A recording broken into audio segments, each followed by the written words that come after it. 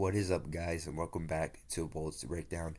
Today, I'll be talking about if Bo Nix an elite quarterback in the NFL. As you just saw, he won his divisional game against the Bills, went and carried his team to the number one seed.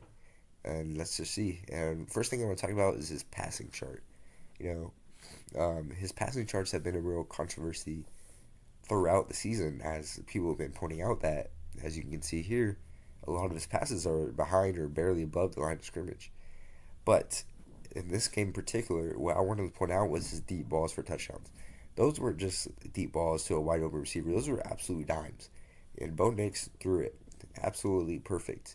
You know, um, 26 out of 46 is not what you really want. You know, like probably around 55%, 60%.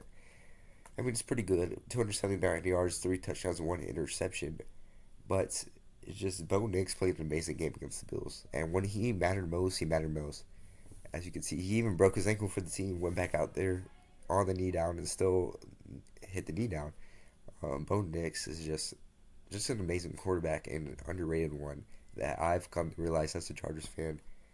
You don't want to like the other quarterbacks, but you have Patrick Mahomes in your division, and now Bo Nix. You gotta worry about them. They're good quarterbacks. And Bo Nix didn't play his greatest game against the Chargers, but he still was lighting it up. Missed a lot of deep throws against the Chargers when he played them week 3, but against this Bills team, he mattered when it mattered most, and when you want to rely on your quarterback in the playoffs, and that's something that Bo Nix looks like he had really well done in the second year. Again, a lot of these short passes, but still, it really doesn't matter when this is Sean. This is a Sean Payton offense. This is what he likes to run, and Bo Nix is just amazing. He took an ankle for the team, literally took his ankle, broke his ankle. You know, waving goodbye as he leaves. Just Bo Nix. It's tough. It's tough for a team. I feel bad for Broncos fans. You made it that far, and then your quarterback, you find out after a huge win against a team that honestly I had predicted to go to the Super Bowl, against a team where their quarterback is a top 5 quarterback. Um, it's just tough to find out that your quarterback has broken his ankle and he won't play the rest of the season. I mean, you made it so far, you made it to the AFC Championship, but you can't play any longer. Unless Jarrett Stidham has the greatest game of all time, which you can't count out. Jarrett Stidham, low key, could have a crazy game. But, the Patriots moving on, beating the Texans last night very badly. This defense is amazing. Defense versus defense. This is what this playoffs has been. Top defenses. There hasn't been a lot of top offenses that have been winning. As you see, the Bills, top offense in the league, lost. Just hard. Caleb Williams and their offense lost. It's just hard. 49ers and their offense, Christian McCaffrey, they have a good defense too, but still, they have an elite offense, and they lost. This is a defensive league, and the Broncos and the Patriots have both the top defense in the league. As you saw what the Patriots defense did to C.J. Stroud, it was horrible. But how can Jarrett Stidham overcome this? I don't know if he can, but Bo Nix, back to him. Amazing quarterback, just an amazing quarterback, and what he's been able to do with his team, with his weapons, was like second most in drops behind Trevor Lawrence. His quarterback dropped, his receiver, Lil Jordan, dropped a pass touchdown in the playoffs versus the Bills. It's just Bo Nix is honestly underrated. As a Chargers fan, I have to admit he's underrated.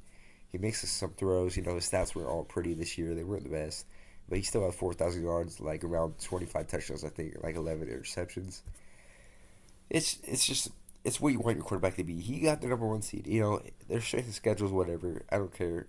He got the number one seed, and he went there to the divisional round. People counted him out, and he still won. He still won. I don't.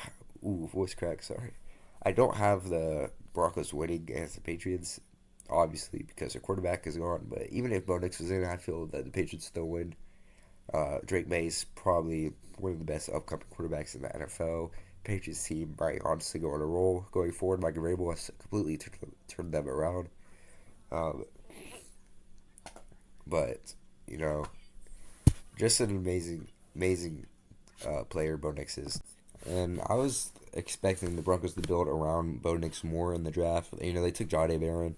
to boost his defense. And honestly, it was a good pick. Johnny Barron has been all right this season, but I feel like he can be a top cornerback in the league moving forward. Johnny Barron can, but I feel that if the Broncos are going to build around Bo Nix in this upcoming draft, might even boost the O line even more. You could get him a weapon, which I think they should.